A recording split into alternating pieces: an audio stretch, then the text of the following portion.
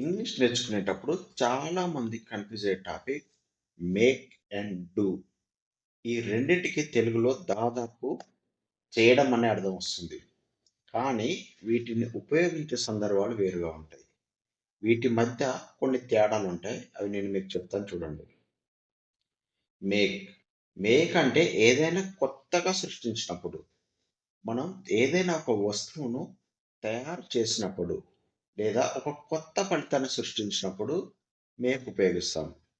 అంటే ఆ పని పూర్తయ్యాక మన చేతిలో ఒక భౌతికమైన వస్తువు గాని, ఒక శబ్దం గాని కనిపిస్తుంది. హ్మ్. ఎగ్జాంపుల్ వంట చూసుకుందాం. Make breakfast, make coffee, make a cake ఇలాంటి సందర్భాల్లో మనం మేక్ వాడతాం. నెక్స్ట్ సౌండ్స్ పరంగా make a noise, make a speech ఇలాంటి సందర్భాల్లో కూడా మేక్‌ని వాడతాం. ఇక ప్లాన్స్, నిర్ణయాల పరంగా చూస్తే make a plan, make a decision, make a mistake ఇలా మేక్‌ని వాడతాం. ఇక మాట్లాడే సందర్భాల్లో అనుకో make a phone call, make a suggestion ఇలాంటి సందర్భాల్లో కూడా మేక్‌ని వాడతాం. నేను మీకు దీనికి సంబంధించిన కొన్ని ఎగ్జాంపుల్స్ చెప్తాను చూడండి. I am making dinner. నేను వంట చేస్తున్నాను. ఇక్కడ వంట అనే ఒక కొత్త వస్తువు తయారవుతుంది. ఒక కొత్త వస్తువు తయారైంది కాబట్టి ఇక్కడ మనం మేక్‌ని యూజ్ చేసాం. అలాగే ఇక డోంట్ మేక్ ఏ నాయిస్ ఈ ఈ సందర్భంలో కూడా మనం మేక్‌ని వాడతాం. అల్లరి చేయకు అని చెప్పే సందర్భంలో. ఇక సెకండ్ దానికొస్తే డూ. డూ అంటే మామూలుగా పనులు, బాధ్యతలు. ఇక డూ గురించి కొంచెం తెలుసుకుందాం. ఏదైనా ఒక పనిని పూర్తి చేయడం, టాస్క్, డ్యూటీ చేయడం లేదా మామూలుగా యాక్టివిటీస్ గురించి చెప్పేటప్పుడు డూ ఉపయోగిస్తాం. ఇక్కడ కొత్తగా ఏమీ తయారవ్వదు. ఉన్న పనినే పూర్తి చేస్తాం. ఎగ్జాంపుల్ ఇంటి పనులు. Do the laundry, do the dishes, do the house work.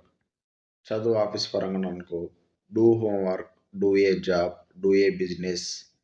ఇక శరీరానికి సంబంధించింది అనుకో do exercise, do your hair ఇలా చెప్తాం. ఇక జనరల్గా సాధారణ పనుల గురించి అనుకో do something, do nothing, do anything.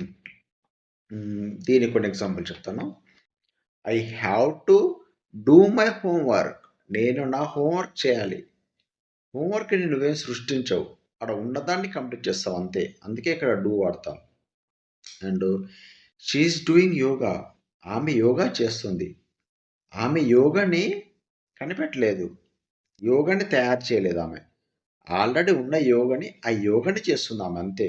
అందుకే మనం ఇక్కడ డూ వాడతాము. ఏదైనా ఒక కొత్తగా వస్తువుని తయారు చేస్తే అప్పుడు మేక్ వాడతాం. ఆల్రెడీ తయారై ఉన్న దాన్ని మళ్ళీ నువ్వు కొద్దిగా అలా చేస్తే అప్పుడు డూ వాడతావు. ఒక చిన్న టిప్ చెప్తా చూడండి. మీరు ఏదైనా వాక్యం చెప్పేటప్పుడు ఇక్కడ ఏదైనా కొత్తగా తయారవుతుందా అని ప్రశ్నించుకోవాలి. అవును అంటే మేక్ అని, కేవలం ఒక యాక్టివిటీ మాత్రమే అయితే డూ అని చెప్పాలి. అయితే ఇంగ్లీష్‌లో కొన్ని మినహాయింపులు ఉంటాయి. ఉదాహరణకు మేక్ ద బెడ్ మంచం సర్దడం. ఇక్కడ కొత్తగా ఏమి తయారు చేయకపోయినా మేక్ వాడతాం. ఇవి ప్రాక్టీస్‌లో మనకు ఆటోమేటిక్‌గా తెలిసిపోతాయి. మీకు ఇంకా కొన్ని ఉదాహరణలు చూపిస్తాను చూడండి. Make money, make love, make a noise, make a wish, make a mistake, make a cake, make trouble, make breakfast, make the bed, make progress, make a comment, make a decision ఇలాంటివి. ఇక do విషయానికొస్తే do your best, do business, do the ironing, do a favour, do nothing, do N exercise, do a job, do homework, do good, do harm, do exam ఇలా సందర్భాల్లో do వాడతాం. ఇక్కడ మీకు ఇంకొక 4 examples చెప్తాను చూడండి. I will make coffee tomorrow morning. Next he is doing business. Next she is doing homework. Next you have to make a decision. మీరు కొన్ని సొంతంగా ప్రాక్టీస్ చేయండి.